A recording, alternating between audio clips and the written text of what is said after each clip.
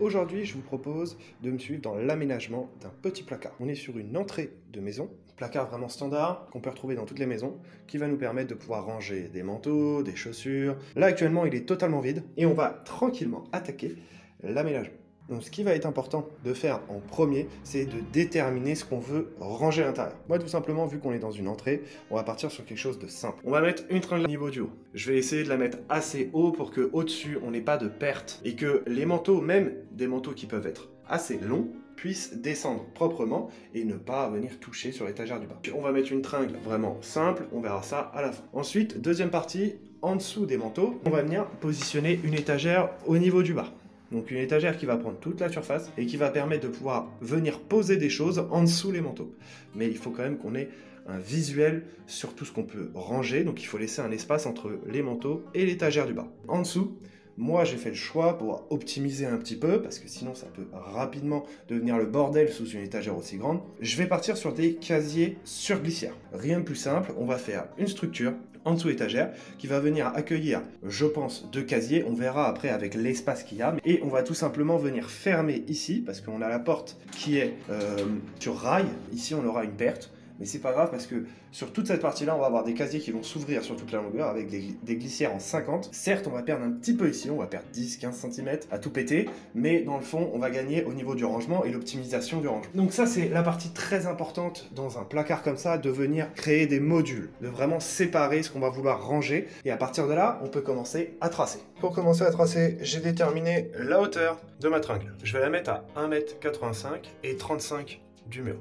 Logiquement, ça ne dérange pas par rapport au tableau électrique. Et ensuite, j'ai laissé entre l'axe de la tringle et mon étagère 1,10 m. Donc ça nous laisse 75 du sol jusqu'en haut. Donc on va avoir pas mal de place pour pouvoir faire un aménagement un peu cool. Dès que vous avez tracé vos points, il va falloir tracer une droite pour que tout soit de niveau. Prenez un niveau, vous prenez un niveau laser, tout ce que vous voulez, mais il faut vraiment que ce soit bien droit pour qu'après on puisse venir poser nos tasseaux proprement. Donc, dès qu'on a tracé et déterminé l'emplacement de notre étagère vraiment de niveau propre, on va venir créer nos tasseaux. Donc là, on va aller débiter et préparer nos tasseaux propres. Donc on prend les dimensions des 3 tasseaux qu'il va nous falloir et on va venir les débiter et les poser. On se retrouve dehors, je me suis installé un petit endroit pour faire mes coupes propres.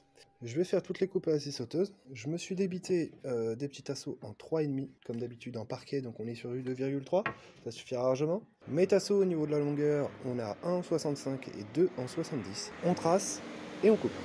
Dès qu'on a débité, on va venir choisir le positionnement de nos perçages. Vous choisissez votre visserie. Donc moi, je vais devoir cheviller le mur. Je vais mettre de la vis par rapport à la cheville que je choisis. Moi, c'est de la cheville de 6. Je vais prendre de la vis à bois standard en 4,5, 5. Je vais partir sur plusieurs perçages. J'aime bien tracer mes perçages, comme ça je sais où je perce. Je sais que c'est proportionnel. On essaye de plus ou moins en mettre un peu partout. Et à partir de là, je vais venir percer avec un forêt de 10 pour que la vis soit relativement noyée. Et après, je perce avec un forêt de 5 pour le passage de vis et que ce soit bien propre. Donc, les tasseaux sont prêts. Essayez de bien préparer vos pièces. Ça vous permettra d'aller plus vite par la suite et de faire quelque chose de plus propre. Je vais venir positionner mon tasseau. Je vais le mettre 2 niveaux par rapport à mon trait. Si vous voulez vous accompagner d'un petit niveau par-dessus, vous pouvez. Et ensuite, je vais venir mettre un coup de forêt pour marquer le mur. J'ai pré-percé tous mes trous, mon tracé est propre. J'ai choisi ma cheville, je vais partir sur de la cheville de 6 avec une petite vis en 55 par 3,5, c'est très bien. En sachant qu'on est sur des murs en plâtre, il y a un peu de briques derrière. Pour installer la cheville, on part sur un forêt de 6 et on perce tout. Le but du jeu, c'est d'avoir des trous propres, au bon diamètre, pour que la cheville se mette bien. Prenez votre temps pour faire ça, ça permet d'avoir une bonne fixation. Ensuite, on installe les chevilles.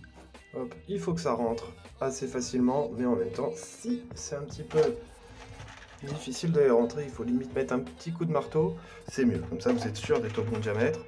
On met toutes les chevilles, on les place bien jusqu'au fond. On a vérifié bien sûr la profondeur du trou pour que la vis puisse aller jusqu'au bout et bien serrée.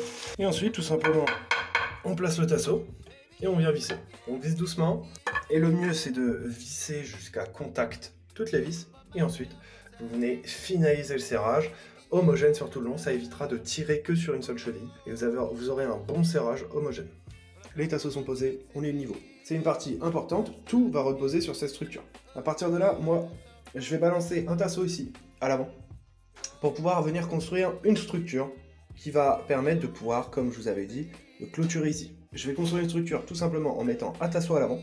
Premièrement, ça va faire la finition, et en plus de ça, ça va éviter que la planche voile trop facilement. Les planches que je choisis sont dimensionnées pour ne pas voiler là-dessus, mais on sait jamais si une personne vient mettre des cartons de bouteilles qui sont relativement lourds sur une longueur aussi grande, ça peut voiler. Donc on va rajouter un petit tasseau, ça mange pas de pain. Et ce tasseau va aussi me servir à pouvoir balancer un tasseau dans ce sens-là et descendre vers le bas pour créer ma paroi qui va pouvoir clôturer ici et supporter mes glissières de chaque côté. J'avance un peu et on se fait un petit point après. Bon, je vous récupère, j'ai bien avancé, je vous montrerai tout ça après. J'ai déterminé pas mal de choses et là, je vous récupère pour un truc bien précis. Tout simplement, je vais venir coller une pièce sur du carrelage. Et dans ces circonstances-là, quand vous voulez vous accrocher sur du carrelage et vous voulez pas percer, partir dans un gros délire, vous prenez une pièce de bois comme ça, une pièce avec une surface au sol assez grande. Vous nettoyez bien votre support, donc vous aspirez. On évite d'humidifier, ça sert à rien. On nettoie bien, qu'il n'y ait plus de poussière. Donc là, moi j'ai fait mon petit tracé, je sais où ma pièce doit arriver. Et là, tout simplement, on vérifie notre pièce, on voit que la surface au sol elle est assez grande. Je peux me positionner proprement. Et là, on va prendre du silicone sanitaire, ça colle très bien sur le carrelage. On vient faire, donc vous pouvez faire des points, vous pouvez faire ce que vous voulez, mais je vous conseille de faire un cercle pour avoir un bon effet ventouse. Vous pouvez rajouter un petit point par-ci, un petit point par-là. Tac, ça suffit largement. Donc là, on a fait deux beaux cercles, on va avoir un effet ventouse qui va être intéressant. Vous venez prendre votre pièce et la positionner. On vient juste la poser doucement et ensuite on vient tranquillement la placer en faisant des petits mouvements pour bien que le silicone se mette partout. Voilà, je voulais vous montrer ça parce que des fois on est en galère sur le carrelage et des fois percer du carrelage, mettre une cheville et tout, ça n'a aucun intérêt, surtout pour des supports comme ça. Tac, on positionne bien, on laisse un petit peu sécher, pendant ce temps-là on travaille sur le reste. Allez, je vous récupère après pour faire un gros point sur toute la structure. Pour faire un point sur la structure, à partir des tasseaux de base de l'étagère du haut, comme je vous l'ai dit, j'ai rajouté un tasseau devant, qui m'a permis de redescendre vers le bas, comme je vous ai dit. Prenez votre temps pour bien tracer, bien imaginer tout ce que vous allez avoir besoin comme support au niveau des murs, du carrelage, tous les points de fixation nécessaires pour avoir quelque chose de bien solide. Pour redescendre vers le bas, j'ai tout simplement mis un tasseau qui descend jusqu'en bas, qui va me permettre de pouvoir plaquer mes glissières avec des gros tasseaux derrière, ça va être nickel. Bien sûr, pour faire des casiers bien déterminés, l'espacement, choisir un mur parallèle, donc celui-là, parce qu'il va y avoir les glissières qui vont sortir ici, les casiers qui vont sortir ici, venir tracer jusque là. Moi j'ai gardé 62, donc là j'ai déterminé 62 au niveau de la face avant. Derrière vous n'avez plus qu'à le renvoyer dans le fond là-haut, et ensuite vous avez votre structure à remonter sur le côté. J'ai fait la structure qui cache ici, vu que les casiers vont sortir, donc j'ai rien collé encore. Vous avez une structure de 16, un départ de 16, donc la porte s'ouvre bien et se ferme bien. Et donc logiquement, vous avez une structure globale. Donc la petite cale en bois que j'ai posée ici sur le carrelage, elle n'est pas encore sèche, donc je ne vais pas visser. Ici, j'ai créé un support pour que la petite pièce qui vient cacher vienne se plaquer proprement. Et donc là, on a une structure qui est relativement propre pour pouvoir commencer à poser nos glissières. Donc j'ai rajouté une petite plainte de 5 au niveau du bas, qui va me permettre de déporter mon casier et de pouvoir passer le petit 2-3 cm ici. Et donc là, logiquement, on a une belle structure qui va pouvoir accueillir des casiers proprement. Donc je colle tout ça et je vous récupère après pour faire une petite conclusion, le temps que ça sèche. Donc j'ai pu tout positionner. Comme je vous ai dit, j'ai mis le petit côté ici qui vient cacher le coin qui va être inaccessible pour les casiers. On a mis les petites plaintes au niveau du bas, tout est collé, il s'est passé à peu près 3 heures, donc toute la colle est bien prise. Au niveau du bas, c'est du silicone comme je vous l'ai dit, et au niveau du haut, j'ai mis de la néoprène. Pour le bois, j'ai mis de la néoprène un peu partout. Donc tout est sec, tout est bien solide. Maintenant, on va pouvoir installer tranquillement nos supports pour les glissières. Donc il va y avoir, je pense, deux ou trois casiers, je vais voir avec les dimensionnements. Mais en gros, on va avoir une glissière au niveau du bas, ici, une glissière au niveau du haut, ici. Pareil de l'autre côté.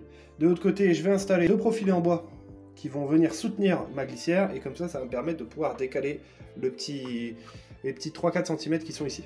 Donc je pars là-dessus et je vous récupère après. Je viens de finir de poser les tasseaux qui vont soutenir les glissières, et donc il n'y aura plus que les casiers en eux-mêmes à fabriquer, à poser.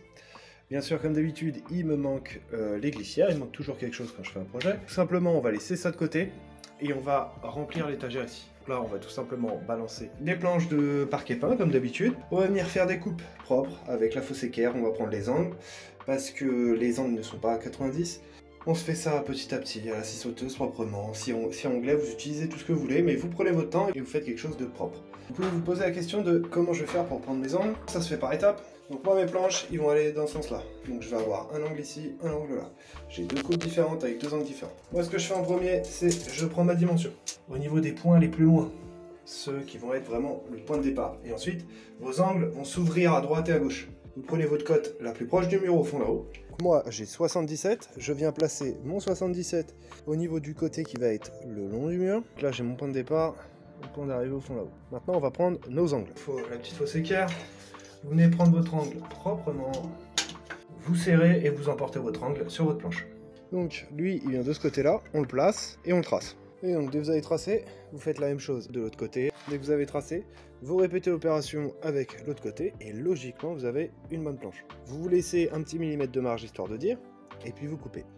Et donc, logiquement, si vous n'êtes pas trop mal débrouillé, hop, on finit avec une belle coupe sur tout le long. On fait ça étape par étape, on avance et on va jusqu'au bout, tranquillement. Je viens de venir de tout poser, ça ressemble à ça. Les coupes, ça donne ça. Voilà, si vous prenez votre temps, ça fait un beau résultat. Donc il nous manquera les casiers en dessous. Moi je vais redémonter pour pouvoir coller mes planches proprement, que ce soit bien fixe. Vu que j'ai pas les glissières, on peut pas continuer. Donc voilà, on va s'arrêter là pour aujourd'hui. On reprendra la semaine prochaine avec un nouvel aménagement. Allez, à la semaine prochaine.